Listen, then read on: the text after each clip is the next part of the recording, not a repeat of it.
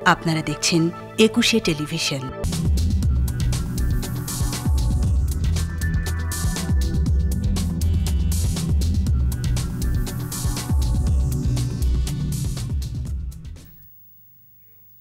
সম্মানিত দর্শক, একুশে টেলিভিশনের নিয়মিত আয়োজন ইভ্যালি ২১ রাতে আপনাদের সবাইকে স্বাগত জানাচ্ছি এবং আজ পুরোটা সময় জুড়ে আপনাদের সাথে থাকছে আমি ফেরদৌসী আহমেদ। দর্শক, নিশ্চয়ই আপনারা জেনে থাকবেন গত দুদিন ধরে বেশ আলোচিত ঘটনা আদাবরের মানসিক রোগ নিরাময় কেন্দ্র মাইন্ড এইডে একেবারেই সেখানে সহকারী পুলিশ, জ্যেষ্ঠ সহকারী পুলিশ সুপার আনিসুল করিম শিপনের যে হত্যাকাণ্ড, সেটি নিয়ে ব্যাপক আলোড়িত বলা যেতে পারে সারা দেশে এক ধরনের তোলপাড়ি হয়ে যাচ্ছে এবং সেই আলোচনায় নানান ধরনের প্রশ্ন উঠে আসছে যে মানসিক চিকিৎসা করাতে নিয়ে গিয়েছিল সেখানে তার স্বজনরা, কিন্তু সেখান থেকে তাকে লাশ হয়েই ফিরতে হয়েছে। কিভাবে এই ধরনের যে অবহেলা বা বিভিন্ন ধরনের ভুল রিপোর্ট, ভুল চিকিৎসার কারণে যে একের পর এক মৃত্যু বা অনাকাঙ্ক্ষিত ঘটনাগুলো আমাদের সামনে প্রতিনিয়ত ঘটছে, সেগুলো তো আসলে সব সময় অনেক বড় ধরনের প্রশ্ন জনমনে তুলেই যাচ্ছে।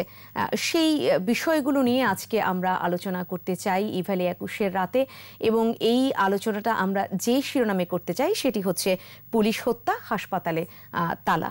এই বিষয়টি আমরা আলোচনা করব আজকে। আমরা আলোচনার এই টেবিলে যাদেরকে পেয়েছি, আমাদের সাথে যারা যুক্ত রয়েছেন তাদের সাথে পরিচয় করিয়ে দিব। তার আগে জানিয়ে রাখতে চাই এই আলোচনা একই সাথে আপনারা দেখতে পাবেন আমাদের ফেসবুক পেজ www.facebook.com/2124 অনলাইনে। যাদেরকে পেয়েছি শুরুতেই পরিচয় করিয়ে দিই। স্টুডিওতে উপস্থিত রয়েছেন নুরুল ইসলাম হাসিব, বিশেষ প্রতিনিধি বাংলাদেশ পোস্ট, এবং আমাদের সাথে যুক্ত রয়েছেন অধ্যাপক ডাক্তার কামরুল হাসান খান, সাবেক উপাচার্য বঙ্গবন্ধু শেখ মুজিব মেডিকেল বিশ্ববিদ্যালয়, এবং আমাদের সাথে আরও যুক্ত রয়েছেন নুরুল আনোয়ার, সাবেক আইজিপি। আমি আপনাদের তিনজনকেই স্বাগত জানাচ্ছি আজকের ইভ্যালি ২১ রাতে। সেই সাথে ধন্যবাদ জানাচ্ছি সময় দিয়েছেন আজকের আলোচনায়। আজকের আলোচনাটা শুরু করতে চাচ্ছি নুরুল ইসলাম হাসিব আপনাকে দিয়ে। শুরুতে যেটা বলছিলাম, ঘটনাটা আসলে নিশ্চয়ই আপনি তো অবশ্যই জানেন, সারা দেশবাসীই জানে, একের পর এক যে ঘটনাগুলো ঘটে গেল, মৃত্যু সহকারী পুলিশ সুপারের, তারপর সেখান থেকে হাসপাতাল সিলগালা করা, এই ঘটনাগুলো তো আসলে প্রতিনিয়তই ঘটছে।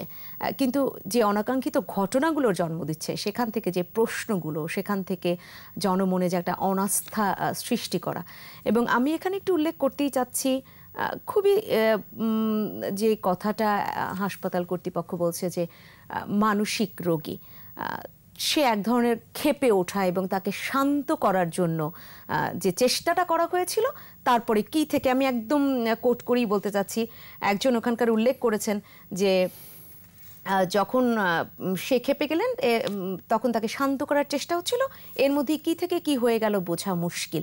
এটা কি আসলেই বোঝা মুশকিল? শান্ত করাটা কি আসলে একজন মানসিক রোগীকে শান্ত করার কি এটাই পদ্ধতি? এভাবেই কি শান্ত করা হয় মারধর করে? ধন্যবাদ। প্রথম হচ্ছে বিষয়টা তো আসলে খুবই দুঃখজনক এবং নিন্দনীয়, এবং এটা যেহেতু একটা হত্যা হয়েছে সেটা আমাদের আইনে বিচার হবে আর কি। আমিও দাবি করছি যে বিচার হোক, এবং বাই দিস টাইম আপনি জানেন বেশ কয়েকজন গ্রেপ্তারও হয়েছে, প্রক্রিয়া চলছে। কিন্তু এই ঘটনা দিয়ে বেশ কয়েকটা ইস্যু সামনে এসছে। তার মধ্যে একটা হচ্ছে যে এই মাদক নিরাময় কেন্দ্র কিংবা এই ধরনের মানসিক যারা কাজ করে, যারা নিরাময় কেন্দ্রগুলি, তারা আসলে কিভাবে ম্যানেজ করে, এগুলি সব হচ্ছে একদম, এটাকে বলবো অবৈজ্ঞানিক শুধু না, এগুলো হচ্ছে বারবারিক আর কি। আপনার এদের মধ্যে এটা কোনো সায়েন্টিফিক অ্যাপ্রোচই না। এটা যদি আপনারা যারা মনোবিজ্ঞান নিয়ে কাজ করেন, সাইকিয়াট্রি, সাইকোলজি, যারা এই পেশা নিয়ে যারা কাজ করেন, তাদের সাথে কথা বললে আপনি দেখবেন এগুলি সব কিছুরই একটা ডিফাইন অ্যাপ্রোচ আছে, সায়েন্টিফিক অ্যাপ্রোচ। ফর এক্সাম্পল, ধরেন আপনি অনেক সময় বলে যে মানসিক রোগীদেরকে আপনার ধরে নিয়ে আসতে হয়, তাই না? যে সে আসতে চায় না, এটা রিল্যাক্টেন্ট বলে। এখন কাকে ধরে নিয়ে আসবেন সেটারও কিন্তু একটা ডিফাইন আছে, যে সে যদি আপনার ভায়োলেন্ট হয়ে যায়, ফর এক্সাম্পল একজন রিল্যাক্টেন্ট পেশেন্ট, সে আবার ভায়োলেন্ট সোসাইটিতে বা ফ্যামিলি, তখন হচ্ছে তাকে ধরে নিয়ে যাওয়া হয়, অনেক সময় একটা ব্যাপার আছে। কিন্তু সেটার জন্য একটা ক্যাচ আপ টিম থাকে, এটা বলে ক্যাচ আপ টিম, মানে যারা এটা করার জন্য ট্রেইনড, তারা ট্রেন্ড এইভাবেই ট্রেন্ড, তাকে ওইভাবে নিয়ে আসবে। এটা নট দ্যাট যে আমরা যেটা ভিডিওতে দেখলাম যে তাকে একদম সবাই দস্তাদস্তি করে তার উপর যে পড়ে গেল, এটা কোনো সিস্টেমই না। এবং এখানে যে রিপোর্ট যেটা দেখছি এখন, বিভিন্ন রিপোর্ট আসছে যে এই হাসপাতালটা এরকমই করছে। এবং সেখানে আরেকটা বিষয় আসছে, তারা সেই কোনোভাবেই দক্ষ না, অদক্ষ কিছু লোক, এটা পুরোটাই অদক্ষ। এবং এই হাসপাতালটা এখন বের হচ্ছে যে, এখানে বললাম না, এখানে বেশ কয়েকটা অ্যাসপেক্ট আছে যে এখন তাদের লাইসেন্স নেই, সেটা একটা দিক। আবার লাইসেন্স ছাড়াও কিন্তু চলছে। তা আমাদের দেশে যে আমরা যেটা রিপোর্ট করতে চাই দেখি, আমাদের দেশে লাইসেন্স ছাড়া যারা চলে তাদেরও একটা ইনফর্মাল লাইসেন্স থাকে। ইনফর্মাল লাইসেন্স হচ্ছে তাকে কাউকে না কাউকে স্যাটিসফাই করে চলতে হয়। হ্যাঁ, মানে কাউকে না কাউকে আপনার সেটা টাকা পয়সা দিয়ে এবং অন্যভাবে ম্যানেজ করে তাকে চলতে হয়, লোকালি হোক বা এদিকে কিছু একটা করতে হয়। মানে এটা হচ্ছে লাইসেন্সের বাইরে একটা ইনফর্মাল একটা বিষয়। মানে ও যে লাইসেন্স নাই এটা কিন্তু কর্তৃপক্ষ জানে। মানে একেবারে কাগজপত্র না থাকলে বাংলাদেশের সমস্ত হসপিটাল বা যে ক্লিনিক যেখানে লাইসেন্স নাই, সব কর্তৃপক্ষ নজরে আছে এবং কর্তৃপক্ষ আপনার ওটাকেই ইউটিলাইজ করে। হ্যাঁ, ওইটাকে ব্যবহার করে। কারণ আমাদের দেশে আরেকটা বিষয় আছে, আমাদের দেশে জানেন যে আমাদের দেশে ব্যবসা করা বা ব্যবসা খোলা কিংবা এই লাইসেন্সিং, এগুলো খুব কঠিন কাজ। এবং যে কারণে আমরা যখন ইজ অফ ডুইং বিজনেস ইন্ডেক্সে কিন্তু আমরা পিছায় থাকি। এবং সেটা নিয়েও ডিটেলস কথা বলা যায়। মানে আমি বললাম যে একটা ইস্যুকে কেন্দ্র করে আপনার অনেক ধরনের অ্যাসপেক্ট আছে। আমার এখানে কামরুল স্যার আছেন, বর্ণ যারা আছেন, তারা এটা ডিটেলস আরও আলোচনা করবেন। সো আমি মনে করি যে এটা বিচার যেমন হবে সেটা একটা পার্ট, সাথে সাথে এটাকে কেন্দ্র করে যদি আপনি সমস্ত এই সেক্টরটাকে যদি আপনি সামনে নিয়ে আসতে পারেন, রিফর্ম করতে পারেন, সেটা হচ্ছে একটা মানুষের জন্য বেনিফিট হবে। তা নাহলে আপনি হয়তো আজকে একটা ঘটনা, এটা সে মারা গেছে বলে জিনিসটা সামনে এসছে, বাট এই প্রক্রিয়ায় তো চলছে, তাই না? আবার এরা বলছে যে তারাও স্বীকার করছে যে এইভাবে তারা করে, তাই না? কিন্তু এটা তো কোনো প্রক্রিয়া না, এটা তো এর কোনো তো বৈজ্ঞানিক ব্যাখ্যা নেই, তাই না? সো আমি আপাতত এটাই বলছি আর কি। হ্যাঁ, ধন্যবাদ। আপনার কাছে আবার আসতে চাই অধ্যাপক ডাক্তার কামরুল হাসান খান আপনার কাছে। উচ্চ রক্তচাপ তার এই সমস্যাটা তার মধ্যে ছিল, তার হার্ট অ্যাটাকের ঝুঁকিও ছিল, এটা তার ভাই জানিয়েছেন। তো যে কোনো মানসিক রোগী যদি কোনো মানসিক নিরাময় কেন্দ্রে ভর্তি হতে আসে, তার আসলে কি ধরনের শারীরিক সমস্যা আছে সেটা না জেনে একেবারেই এই ধরনের পদ্ধতিতে তাকে শান্ত করা, সেটা আসলে কতটা ঝুঁকিপূর্ণ হয়ে দাঁড়ায় সেই রোগীর ক্ষেত্রে?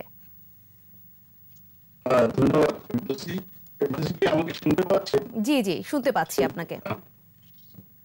এখানে আমাদের আনিসুল করিম শিপন একজন তরুণ মেধাবী পুলিশ অফিসার মৃত্যুবরণ করেছে। আমার জন্য ঘটনা, আমি তার আত্মার মাফ করে কামনা করি এবং তার পরিবারের প্রতি সহমর্মিতা জ্ঞাপন করি। বিশেষ করে প্রথমে যে জিনিসটা আমি বলবো যে এই ঘটনার একটি সুষ্ঠু নিরপেক্ষ তদন্তের সাপেক্ষে দোষী ব্যক্তিদের দৃষ্টান্তমূলক শাস্তি দেওয়া হবে। এটি যেহেতু একটা সিরিয়াস ঘটনা এবং দেশ হয়েছে, এটার মধ্যে আমরা নিশ্চয়ই চাইবো যে যথাযথ তথ্যের ভিত্তিতে এই বিষয়টা একটা সুরা হবে। এখানে যেন আমাদের কোনো ইমোশন বা ভুল তথ্য যেন এখানে ঢুকতে না পারে। যে জায়গাটা আমি পরিষ্কার হাসিব বলার চেষ্টা করছি, আপনার সাথে যুক্ত করে আমি বলতে চাই এই ঘটনা অনেকগুলো বিষয় আছে। প্রথমত তরুণ মানসিক ভাবে মানসিক রোগী, এটি মাইন্ডে একটা মানসিক রোগীদের চিকিৎসা কেন্দ্র। সেখানে আমরা দেখতে পাচ্ছি যে একটা রোগী মারা গেল। এখন প্রথমেই যদি হত্যা করা হয়েছে বলা হয়, তার কিন্তু মিসগাইডিং হয়েছে, তার মৃত্যু হয়েছে এবং তাকে মৃত্যুর জন্যই কি তারা কাজটি করেছে কিনা এটা কিন্তু পরিষ্কার হতে হবে। এখন কথা হলো যে আমি বলছি যাদের দোষ আছে তাদের দৃষ্টি হবে। এখন কথা হলো যে তার কার্ডিয়াক প্রবলেম আছে, আমি চেষ্টা করেছি এই বিষয়টা নিয়ে, আমি বিশেষজ্ঞ মানসিক রোগী বিশেষজ্ঞের সাথে কথা বলেছি এবং সঠিক তথ্য কিন্তু এখন পর্যন্ত কোনোটাই উদ্ঘাটন হয়নি। এখন কতগুলি তথ্য আমরা পেয়েছি যে সে মানসিক রোগী ছিল এবং সে একজন ভায়োলেন্ট রোগী ছিল।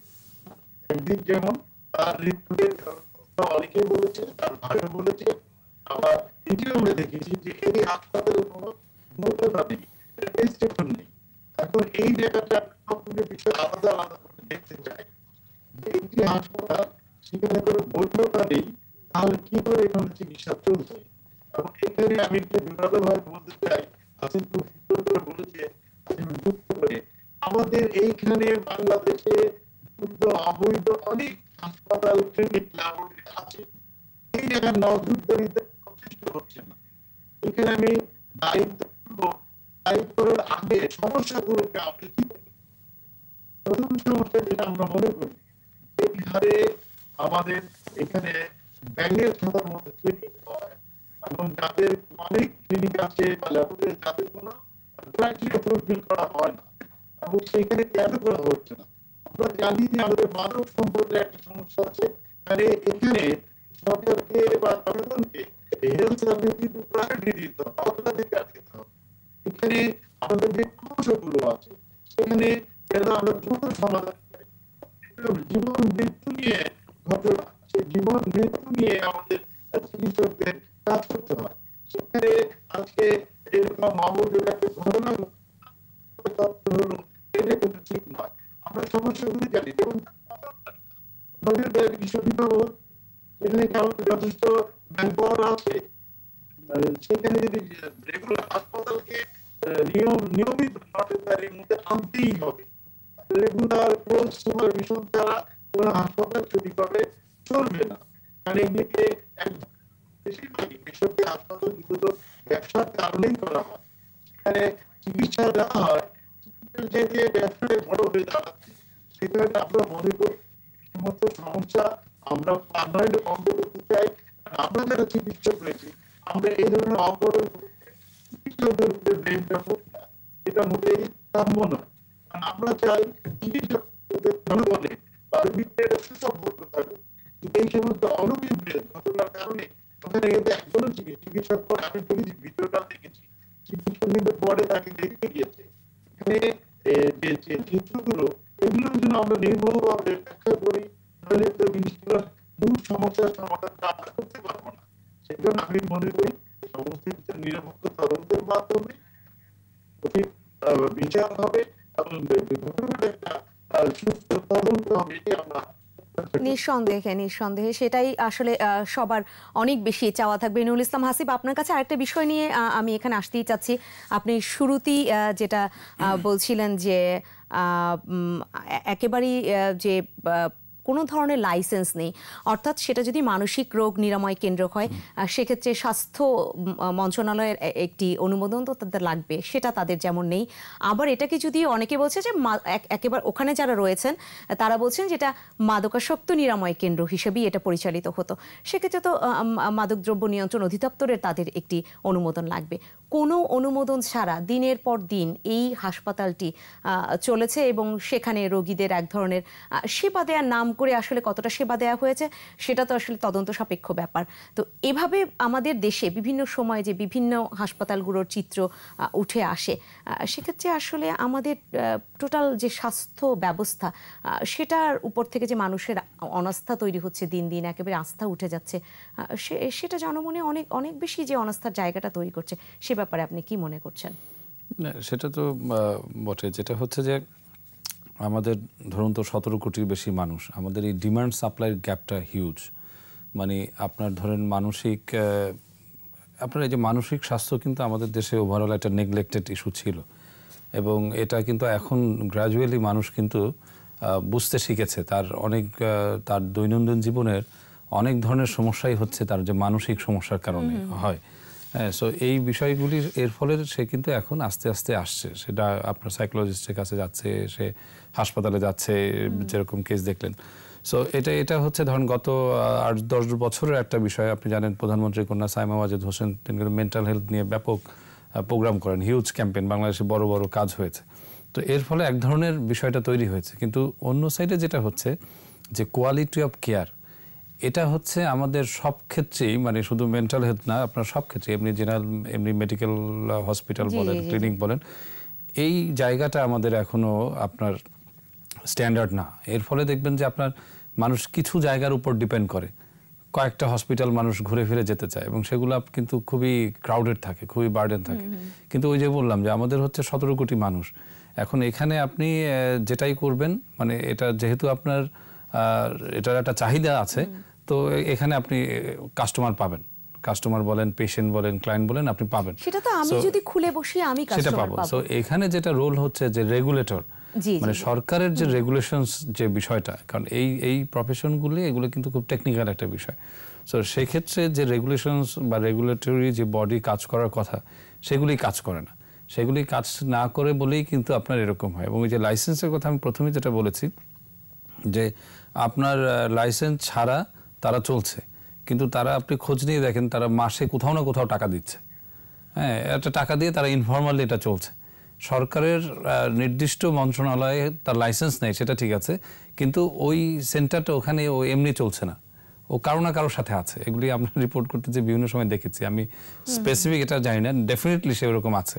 সো এটা একটা বড় বিষয়। তা আমাদের যেটা করতে হবে আসলে আমাদের এই লাইসেন্স প্রক্রিয়াটাকে কত সহজ করা যায়। কারণ লাইসেন্সের মধ্যে যখন আপনি নিয়ে আসবেন তখন সে কিছু জিনিস, ফর এক্সাম্পল যখন আপনি এই বিষয়টা করবেন, এই সেন্টার যেমন আপনি বললেন তার হাইপারটেনশন আছে বা হার্টের প্রবলেম, সো এটা তো কে অ্যাসেস করবে?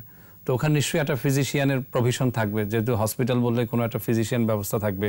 হসপিটাল বললে আপনি ইমার্জেন্সির একটা কিভাবে আপনি ইমার্জেন্সি ডিল করবেন, তাই না? এর ক্ষেত্রে তো একটা ইমার্জেন্সি বিষয় আছে, হঠাৎ করে কিছু হলে সেটা কি ডিল করবেন। তো এই সব কিছু কিন্তু যখন আপনি লাইসেন্স প্রক্রিয়াতে আসবেন তখন কিন্তু তার মানতে সে বাধ্য, না মানলেও এক ধরনের চেকলিস্টের মধ্যে থাকে। এবং পরবর্তী স্টেপ হচ্ছে সেটাকে আপনি মনিটরিং করা বা ওই যে রেগুলেটর সে নিয়মিত কাজ করবে। ঘুরে ফিরে সেই স্বাস্থ্য বিভাগের দুর্দশার চিত্র বারবারই আমাদের সামনে উঠে আসছে। এই রেগুলেশনটা যে শুধু স্বাস্থ্য বিভাগ আমি সেটা বলবো না, আমাদের কিন্তু এটা সব সেক্টরেই আমাদের এটা ওভারঅল হয়তো আমরা হয়তো অ্যাজ এ নাগরিক হিসেবে হয়তো জিনিসটা খুব ভালোভাবে বুঝি না। এবং সরকার সেটা আপনি শিক্ষায় দেখেন না, আমাদের যে প্রাইভেট বিশ্ববিদ্যালয়গুলি, প্রাইভেট স্কুলগুলি, সেখানেও কিন্তু রেগুলেশন ওইভাবে খুব কাজ করে না। সে যে যার মতো আপনার খুলে বসে থাকে, একটা মানে চালায় আর কি। স্টুডেন্টরা লক্ষ লক্ষ টাকা দিচ্ছে, কিন্তু আবার ওটার ডিমান্ডও আছে, কারণ আমাদের লক্ষ কোটি কোটি স্টুডেন্ট পাস করছে। আমি বলছি এটা আমাদের এই রেগুলেশনস এই জায়গাটা অজ্ঞতার সুযোগ কি নিচ্ছে, সেটা সুযোগ নিচ্ছে। এবং হয়তো আপনার সরকার থেকেও ওইভাবে অ্যাডহক ভাবে করা হয়, খুব সিরিয়াসলি ওইভাবে আসে না ওই জিনিসটা, ওই কনসেপ্টটা ওইভাবে কাজ করে না। কিছু কাউন্সিল করা আছে, কিছু আপনার অ্যাক্রিডিটেশন বডি ওইভাবে আছে, কিন্তু তারাও খুব সিরিয়াসলি কাজ করছে না। নিশ্চয়ই এই বিষয়টা নিয়েও আসবো। আমি আশা করছি নুরুল আনোয়ার আপনাকে আমরা পেয়ে গিয়েছি। নুরুল আনোয়ার শুনতে পাচ্ছেন আশা করছি।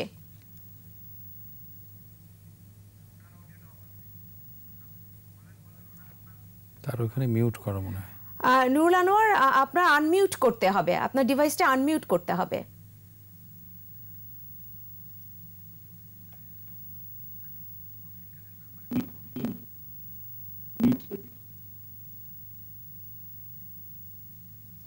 নুরুল আনোয়ার, আপনি আশা করছি আমাকে শুনতে পাচ্ছেন, আপনার ডিভাইসটি আনমিউট করতে হবে।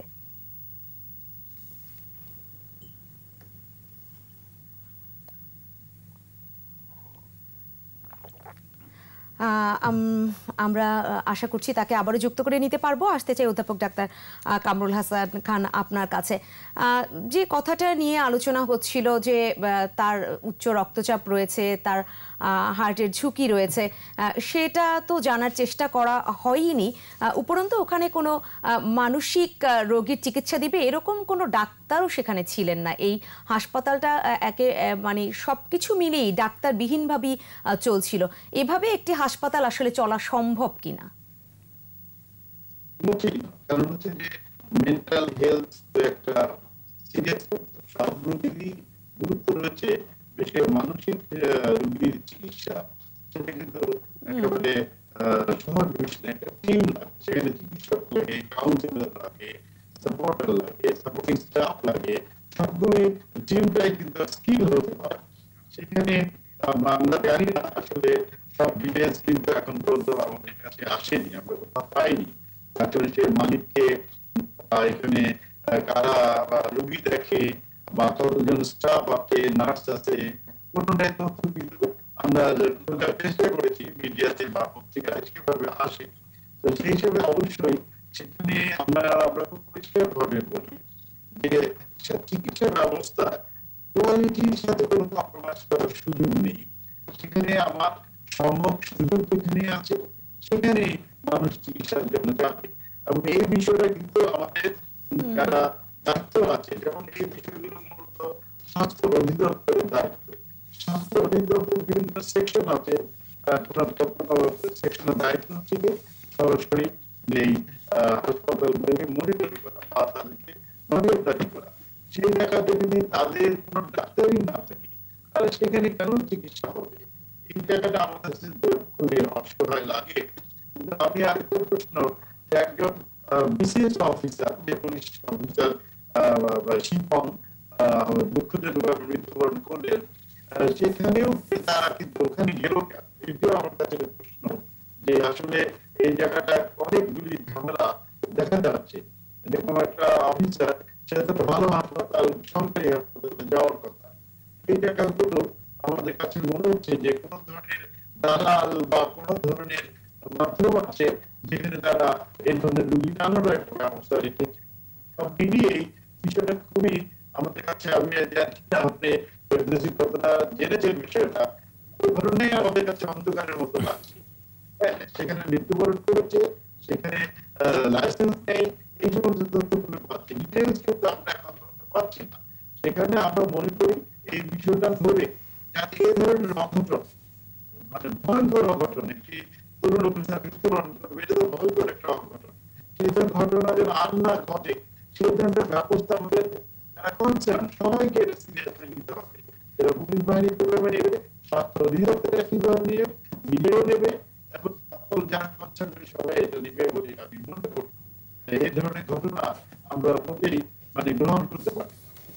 এটা গ্রহণ করার মতো আসলে কোনো ঘটনাই নয়। আমি আবারও ফিরবো। রয়েছেন অধ্যাপক ডাক্তার কামরুল হাসান খান, আপনিও আমাদের সাথে যুক্ত রয়েছেন, আর নুরুল ইসলাম হাসিব আপনিও রয়েছেন।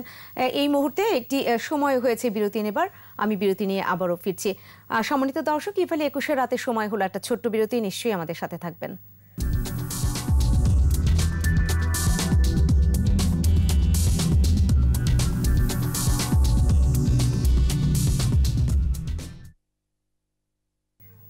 সম্মানিত দর্শক, ইফালি 21 রাতে আবারও স্বাগত জানাচ্ছি। আমাদের সাথে যুক্ত রয়েছেন নুরুল ইসলাম হাসিব, বিশেষ প্রতিনিধি বাংলাদেশ পোস্ট, স্টুডিওতে উপস্থিত রয়েছেন, এবং আমাদের সাথে আরও যুক্ত রয়েছেন অধ্যাপক ডাক্তার কামরুল হাসান খান, সাবেক উপাচার্য, বঙ্গবন্ধু শেখ মুজিব মেডিকেল বিশ্ববিদ্যালয়। আমাদের সাথে যুক্ত রয়েছেন নুরুল আনোয়ার, সাবেক আইজিপি। আমরা আজকে আলোচনা করছি পুলিশ হত্যা, হাসপাতালে তালা, এই বিষয়টিতে। আমি আসতে চাই নুরুল ইসলাম হাসিব আপনার কাছে। যেটা একেবারে জানা গেল যে জাতীয় মানসিক হাসপাতাল থেকে তাকে এই মাইন্ড এইড যে হাসপাতাল, মানসিক রোগ নিরাময় কেন্দ্র, সেখানে তাকে নিয়ে এসেছিল তার স্বজনরা। জাতীয় মানসিক হাসপাতাল থেকে হঠাৎ করে তাকে আবার মাইন্ড এইডের মতো একটি হাসপাতাল, যেটা লাইসেন্স নাই, যদিও তার স্বজনরা তখন জানতেন না যে এই হাসপাতালের কর্মকাণ্ড আসলে কি হতে পারে। এখানে পুলিশের তেজগাঁ জোনের ডিসি হারুন রশিদ সংবাদ সম্মেলনে যেটা বলেছেন যে এখানেও একটি দালালদের দৌরাত্ম্য থাকতে পারে। যদি সেরকম কোনো ঘটনা তদন্তে বের হয়ে আসে, সেক্ষেত্রে কি শুধু এই হাসপাতালের কর্তৃপক্ষকেই, যারা এই ঘটনার সাথে জড়িত রয়েছে, যাদেরকে ধরা হয়েছে এবং রিমান্ডে নেওয়া হয়েছে, সেই পর্যন্তই কি আসলে ব্যবস্থা নেওয়াটা সীমাবদ্ধ রাখা উচিত, নাকি সেই দালালদের ব্যাপারেও কোনো ব্যবস্থা নেওয়া উচিত বলে আপনি মনে করছেন? আমাদের সব সরকারি হাসপাতালে দালাল আছে এরকম, যারা ক্লিনিকে পেশেন্ট ভাগিয়ে নিয়ে যায় আর কি, এরকম একটা ব্যাপার। এটার কারণটা তারা তো নিশ্চয়ই জানেন যে এই হাসপাতালে কর্মকাণ্ড কি হতে পারে। হ্যাঁ, না, এটার কারণটা আমি বলি। এটার বিষয়টা হচ্ছে, না, দালালরা তো জানে, দালালরা হয়তো একটা পেশেন্ট দিলে সে কিছু টাকা পায় আর কি, সে নাও জানতে পারে সার্ভিসটা কীরকম, তাই না? এরা হসপিটাল এজেন্ট হিসেবে কাজ করে। এটা কেন হয়? কারণটা হচ্ছে একটা সুযোগ নেই। আমাদের সরকারি হাসপাতালে একটা বড় লিমিটেশন হচ্ছে আপনার পরিষ্কার পরিচ্ছন্নতা।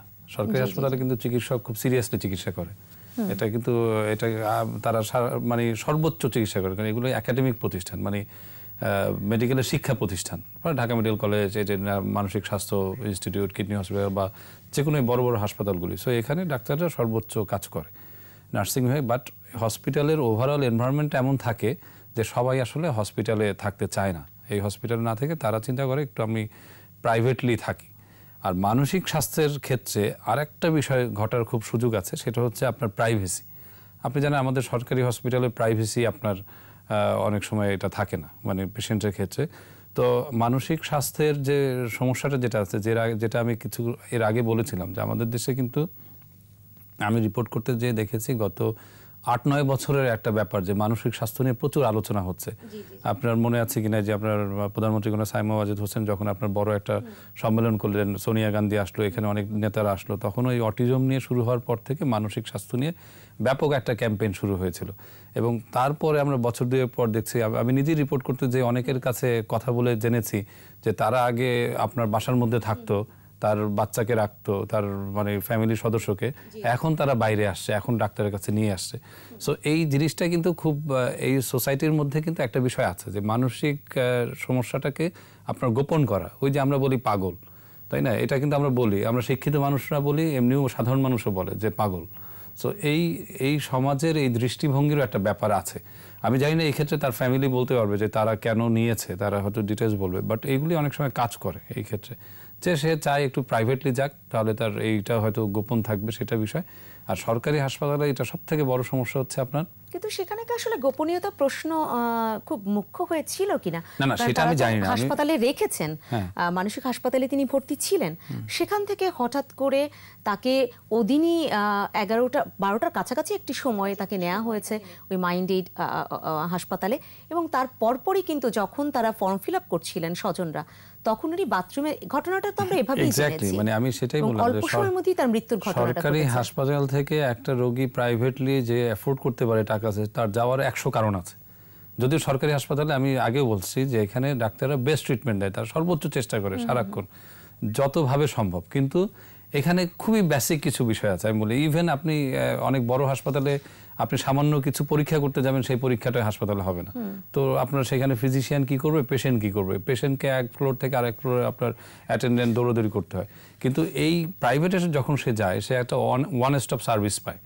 সো এটার জন্য সে তো বেটার ইসের জন্য যায়, সে নিশ্চয়ই আপনার রিলেটিভরা মানসিক স্বাস্থ্য ইনস্টিটিউট থেকে খারাপ চিকিৎসার জন্য এখানে নেয়, নিঃসন্দেহে না। তাদের মাথায় ছিল যে ওইখানে গেলে সে একটা ফ্যামিলি এনভায়রনমেন্টের মধ্যে থাকবে, তারাও যাতায়াত করবে, হয়তো এখানে ভালো ওয়ান স্টপ একটা সার্ভিস হবে, কিন্তু সেটা আনলাকি আর কি হয়নি।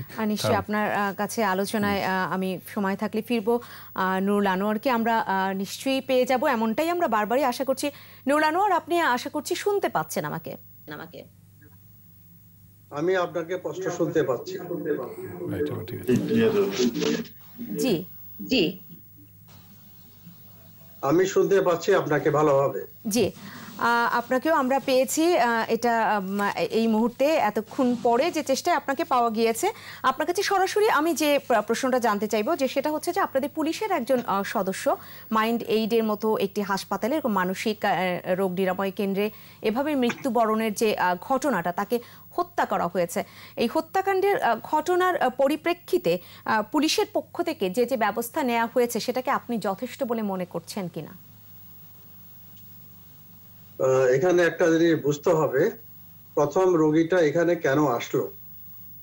আমরা যতটুকু জানতে পেরেছি, পয়লা ছিল সরকারি হসপিটালে, ওখানকার পরিবেশ সুন্দর না, নোংরা, অপরিচ্ছন্ন, এই কারণে আত্মীয় স্বজনরা আরো বেটার ট্রিটমেন্টের জন্য এখানে নিয়ে আসলো। এখন একটা প্রশ্ন, এত জায়গা থাকতে এখানে কেন আসলো?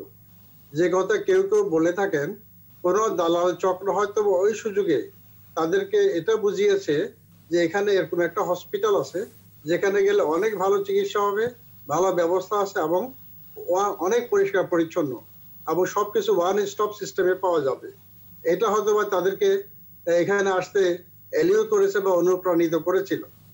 কিন্তু বিষয়টা হচ্ছে এমন একটা হসপিটাল যার কোনো ডাক্তার নাই, যার চিকিৎসার কোনো প্রোটোকল নাই, যার কোনো লাইসেন্স নাই, যার কিছুই নাই, শুধু কিছু ওয়ার্ড বয় এবং যে পরিষ্কার পরিচ্ছন্ন করে ক্লিনিক, এই আমরা ক্লিনিং পার্সন বলি বা সুইপার বলি, এই ধরনের কিছু লোকজনই মূলত কাজটা করে, কিছু পোশাক পরে চলাফেরা করে, যাতে মানুষের মধ্যে একটা ভুল ধারণা সৃষ্টি হয় এরা অনেক ভালো এই জিনিসগুলো হ্যান্ডেল করতে পারে।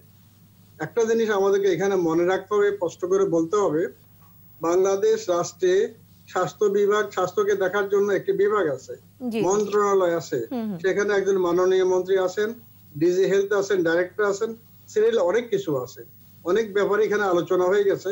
তারপর শুধু সংক্ষেপে বলবো, এটা লাইসেন্স নাই, যেটা দুইটা লাইসেন্স হয়, একটা হচ্ছে অফিসিয়াল লাইসেন্স, সেখানে কর্তৃপক্ষের লস হয়, খুব সুবিধা হয় না, আর একটা হচ্ছে আনঅফিসিয়াল লাইসেন্স, যত রকম ক্লিনিক আছে প্রত্যেকটার সাথে ওই কর্তৃপক্ষের কিন্তু মাসোয়ারা ভিত্তিক একটা ব্যবস্থা থাকে এবং তাকে এরা এটাকে পছন্দ করে। আমরা শাহেদের কথা বলি, সাবিরার কথা বলি, এরা কোথা থেকে আসতো? ওই হেলথের সাথে সংযুক্ত হয়ে তো এই কাজগুলি করেছিল। ওখান থেকে আমরা কিন্তু শিক্ষা নেই নাই। এখনো বা এরকম দেশের বিভিন্ন জায়গাতে অদ্ভুত ধরনের সব চিকিৎসার ব্যবস্থা আমরা দেখতে পাই। অনেক সময় সিজার করে, আয়ারা করে, ওয়ার্ড বয় করে ফেলে ডাক্তার সেজে, ক্লাস 8 পাস সে স্পেশালিস্ট ডক্টর হয়ে যাচ্ছে। আমরা অনেক কিছু দেখতে পাচ্ছি এখানে হেলথ সেক্টরে। এগুলো দেখার জন্য মনে হয় কেউ নাই। আমরা একটা এতিমখানাতে আছি, সব এতিম, ওরা যেভাবে চালাবে আমরা সেভাবে চলবো। কষ্ট লাগে। মাননীয় সরকার মাননীয় প্রধানমন্ত্রী গত যদি আমরা 5 বছর ধরি, আমার মনে হয় যে প্রায় 20,000 কোটি টাকা হেলথ সেক্টর উনি দিয়েছেন। আমার বিশ্বাস 1,000 কোটি টাকারও কাজ হয়নি কোথাও সারা দেশে। যাচ্ছে কই টাকা? টাকা তো আছে, সব জায়গাতে লোকজন আছে কাজ করার জন্য। যে কর্তৃপক্ষরা আছে এনারা করছেনটা কি? ভাগ বাটোয়ারা বা বাণিজ্য ছাড়া আর কি আছে? যদি আমরা বলি সিএমএসডির কথা বলি, এখানে আমরা কি দেখতেছিলাম? অবিশ্বাস্য ঘটনা। এই যে আজকে জিএমআই, রাজ্জাক, মিঠু, এদেরকে কারা সৃষ্টি করেছে? আমরা এই পর্যায়ে মিঠু কোন মেডিকেল ইকুইপমেন্ট সরবরাহ না করে কোটি কোটি টাকা শুধু খালি বাক্স দিয়ে উঠিয়ে নিয়ে গেছে। শুধু তা না, এদের রিপেয়ারের জন্য টাকা নিয়েছে কর্তৃপক্ষ এই বিভিন্ন সময়। এই যে ন্যাক্কারজনক জিনিস আমরা দেখলাম। আমরা এরপরে এই ঘটনাটার দিকে আমরা চলে আসি। এখন যে ঘটনাটা ঘটলো, এটাকে আমরা আইনের দৃষ্টিতে কিভাবে দেখব সেটা দেখার বিষয়। এদের সাথে হাসপাতালের লোকজনের স্টাফের সাথে রোগীর আগে জানাশোনা ছিল না, বোঝা যাচ্ছে। হঠাৎ করে রোগী এসছে, এখন ওদের মধ্যে অতিরিক্ত তৎপরতার কারণে খুব ভালো একটা কাজ করছে দেখানোর জন্য, যেভাবে রুমে যাওয়ার পরে 10 জন লোক একজনের উপরে হামলে পড়ে মাটিতে চেপে ধরে পিছনে হাত দুইটা বেঁধে যা করলো, এটা কি ধরনের চিকিৎসা, কোন চিকিৎসা প্রোটোকলে আছে বিশেষজ্ঞরা বলতে পারবে। আমার মতো সাধারণ যারা চিকিৎসা নিয়ে বুঝি না সাধারণ মানুষ, এটা আমার মাথায় ঢুকে না কি ধরনের চিকিৎসা পদ্ধতি আমাদের এখানে আছে। এই ধরনের চিকিৎসা পদ্ধতি অনেক হাসপাতালে বাংলাদেশে আছে। এখনই বোধহয় দেখার সময় আছে। আমি একটা ছোট্ট রেফারেন্স দিয়ে শেষ করবো। সেটা হচ্ছে আমাদের মেজর সিরাক ক্রসফায়ার থেকে একটা জিনিস দেশে মানুষ পেয়েছে, খুব বেদনাদায়ক ঘটনা ছিল সেটা। ক্রসফায়ার বন্ধ হয়েছে আপাতত। আর দ্বিতীয় হচ্ছে এখানে এই ঘটনার পরে এই ধরনের হসপিটাল বন্ধ হবে আমি আশা করি বা আমরা আশা করতে পারি। জি জি, আসবো অধ্যাপক ডাক্তার কামরুল হাসান খান আপনার কাছে। এইরকম যে চিত্র স্বাস্থ্য বিভাগের, যেখানে বা স্বাস্থ্য মন্ত্রণালয় যদি বলি, তাদের মনিটরিং করার কথা, কিন্তু তারা কখনোই এটা মনিটরিং করছে না। আর তারই সুযোগ নিয়ে আলোচনায় আপনারাও বারবার বলার চেষ্টা করেছেন যে লাইসেন্স না থাকলেও নিশ্চয়ই এক ধরনের অন্য কোনো উপায়ে এই ধরনের হাসপাতালগুলো প্রতি মুহূর্তে টিকে থাকছে। কিন্তু তাদের এই টিকে থাকার পরিপ্রেক্ষিতে যে অনাস্থার কথা বারবার আমরা বলার চেষ্টা করি, সেই অনাস্থা যখন মানুষের মনে জায়গা করে নেয়, তখন ভালো কাজ করা ডাক্তার বা ভালো কাজ করা হাসপাতালগুলো এক ধরনের মানুষের কাছে বড় ধরনের, আমি যদি বলি যে তারা একেবারে খলনায়কে পরিণত হয়ে যায় কিনা এই সমস্ত ঘটনার কারণে, সেটা কি আপনাদেরকে অনেক বেশি বিব্রত করে না? না, আমাদের তো বিব্রত অবশ্যই করে। যে ঘটনার জন্য কোনো চিকিৎসক দায়ী নয়, সেই ঘটনার দায়িত্ব চিকিৎসকদের ঘাড়ে পড়ে যায়। যেহেতু বিষয়টা চিকিৎসার সাথে প্রধানত চিকিৎসকরা যুক্ত, সে কারণে আমরা প্রতিবারই বলেছি, সবসময় বলি যে এই ধরনের অবৈধ কার্যকলাপ দ্রুত বন্ধ করা হোক এবং সেইখানে যাদের দায়িত্ব রয়েছে তাদের বিষয়টা আমাদের সরকারকে এবং জনগণ দুপক্ষকে বুঝতে হবে। আমরা যেটা মনে করি যে চট করেই রেডিক্যাল চেঞ্জ আমরা আশা করতে পারি না, কারণ যে ডিমান্ড অ্যান্ড অর্থনীতির ভাষা যে ডিমান্ড আর সাপ্লাইয়ের মধ্যে মারাত্মক গ্যাপ আছে, যেটা হাসিব অনেকবারই বলেছে। যে চাহিদা এখন 17 কোটি মানুষের দেশ, সেখানে চট করেই একটা টেকনিক্যাল সার্ভিসকে চট করেই আমরা পারবো না, কিন্তু যতটুকু আছে সেটুকু যেন আমরা সঠিকভাবে পরিচালনা করতে পারি। ধরেন এইখানে মূল সমস্যা প্রশ্নটা এসে যায় যে পর্যবেক্ষণ নজরদারিটা কিরকম করা হচ্ছে।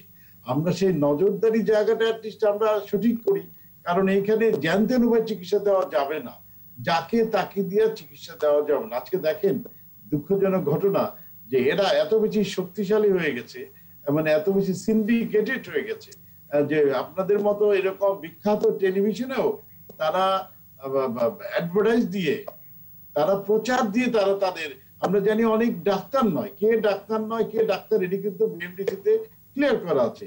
আমরা দেখি টেলিভিশনে সে ডাক্তার নয়, সে ডাক্তার না থেকেও সে অ্যাড দিচ্ছে, সে অনুষ্ঠান করতেছে, এগুলি কিন্তু বারবার উত্থাপন করা হয়েছে। তাহলে বুঝতে হবে যে এই গ্রুপগুলো, এই লোকগুলা কত শক্তিশালী, যেখানে তারা মানে সরকারের আইন কানুন কিছু না মানলেও তারা দিব্যি বহালতে পেতে রয়ে যাচ্ছে। সেই কারণে আমরা মনে করি এই জায়গাটা শক্তিশালী করা উচিত, এবং যে দুর্বলতা তো আছে, দুর্বলতাগুলো দ্রুত কাটিয়ে আমরা যেন এই ধরনের অবৈধ বা অযোগ্য কাজগুলা বা অন্যায় কাজগুলা থেকে আমাদের চিকিৎসা ব্যবস্থাকে রক্ষা করি, এটি আমাদের সকল চিকিৎসকের দাবি। কিন্তু কারণ আমরা জানি যে এই সমস্ত যখন এই পর্যালোচনা আলোচনা হচ্ছে চিকিৎসকদেরকে ঢালাওভাবে দায়ী করা হয়, যেটা মোটেই উচিত না। সেই কারণে আমরা অবশ্যই দাবি করব এই শিপনের ঘটনাকে কেন্দ্র করে আমরা চাইবো, যেটি আমাদের নুরুল আনোয়ার ভাই বলেছেন, যে মেজর সিনহার ঘটনা কেন্দ্র করে যেরকম ক্রসফায়ার আমরা দেখতে পাচ্ছি না, একইভাবে এই শিপন চলে গেছে, শিপনকে আমরা ফিরে পাবো না।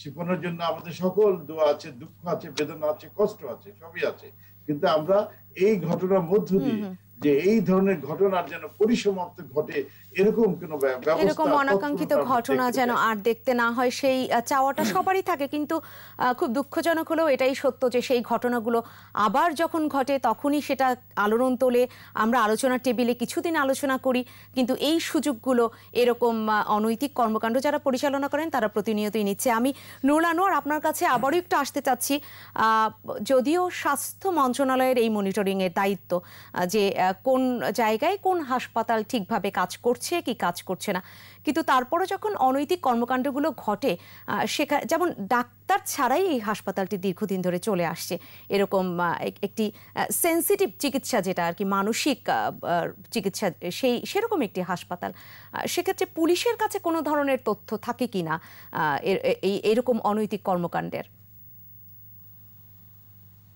এটা সরাসরি বলতে পারবো না, তবে এটুক বলবো যে পুলিশেরও দায়িত্ব আছে এখানে এই ধরনের কোন নিজের এলাকাতে জুরিসডিকশনে যে ঘটনাগুলি ঘটে বা যে সমস্ত হসপিটাল সম্বন্ধে বা কোনো খারাপ তথ্য আসে, উল্টা তথ্য আসে, সেক্ষেত্রে তারাও সেটা তদন্ত করতে পারে তাদের পর্যায়ে সীমার মধ্যে থেকে। যদি মনে হয় যে সে ধরনের কিছু আছে, তখন তারা স্বাস্থ্য অধিদপ্তরকে জানাতে পারে এবং সম্মিলিতভাবে আইনি ব্যবস্থা নিতে পারে। তবে সাধারণত পুলিশ যেহেতু অপরাধ নিয়েই থাকে এবং এটা দেখার জন্য আলাদা সেক্টর আছে, স্বাস্থ্য অধিদপ্তর আছে এবং স্বাস্থ্যের অনেক কর্মকর্তা আছে এবং তাদের ইনভলভমেন্ট আছে, সেই ক্ষেত্রে সরাসরি পুলিশ এইসব ব্যাপারে অতটা নজর দিতে পারে না, সময়ও পায় না, সুযোগও থাকে না খুব একটা। তারা অন্যান্য অপরাধ নিয়ে এত বেশি ব্যস্ত, এদিকটা বেশি নজর দিতে পারে না। আমি মনে করি এবার বোধহয় সময় এসছে পুলিশেরও উচিত প্রত্যেকটা থানার ওসি এবং যে সমস্ত অফিসাররা আছেন সারা দেশে, এটা কি শুধুই এটা কি শুধুই সময়ের অভাব নাকি কোনো ধরনের বাধার সম্মুখীন হতে হয় এক্ষেত্রে পুলিশ বিভাগকে? এটা বাধা না বোধহয়, এটা নিয়ে বোধহয় আমরা তো চাকরি করা গেলে দেখেছি কেউ এগুলাতে বাধা দেওয়ার বিষয় না, তখন এত ক্লিনিক ছিল না। তবে যেহেতু এটা দেখার অন্য একটা কর্তৃপক্ষ আছে সুনির্দিষ্ট মনে করে এর মধ্যে জড়াবই বা কেন, তবে সুনির্দিষ্ট কোনো তথ্য থাকলে পরে সেখানে ব্যবস্থা নেওয়া হয়। আমি মনে করি সারা দেশে যতগুলিকে সন্দেহ করা হবে লাইসেন্সটা চেক করতে পারে বলি, বাধা তো নাই।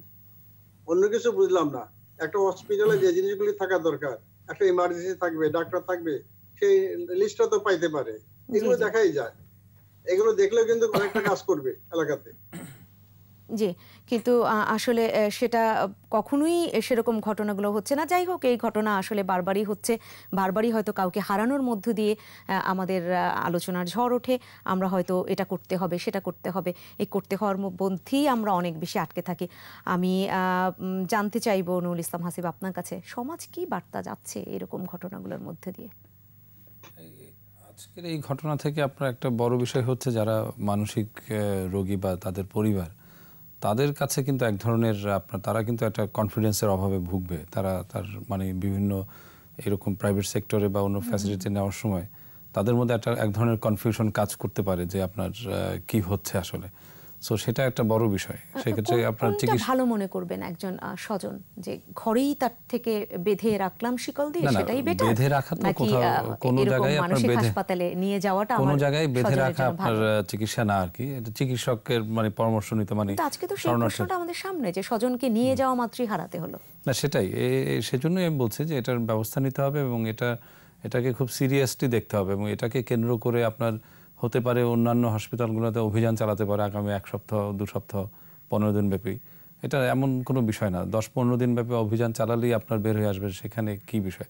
এখানে কয়েকটা বিষয় দেখবেন যে এই ধরনের টেকনিক্যাল যে পেশাগুলি এগুলো সাধারণত পেশাদার দ্বারাই কিন্তু রেগুলেটেড হয় আর কি। কারণ এইসব বিষয়গুলির আপনার সায়েন্টিফিক, ধরুন পুলিশের কথা আসছে, পুলিশ হচ্ছে সাহায্য করতে যাবে, কিন্তু টিম যাবে হচ্ছে স্বাস্থ্য অধিদপ্তর বা যারা এক্সপার্ট তারা যাবে, পুলিশ হচ্ছে তাদের সাহায্যে যাবে, তারা বাধা পেলে বা ওই আইনি ব্যবস্থা তাদেরকে ধরে নিয়ে আসা এই কাজগুলি করবে।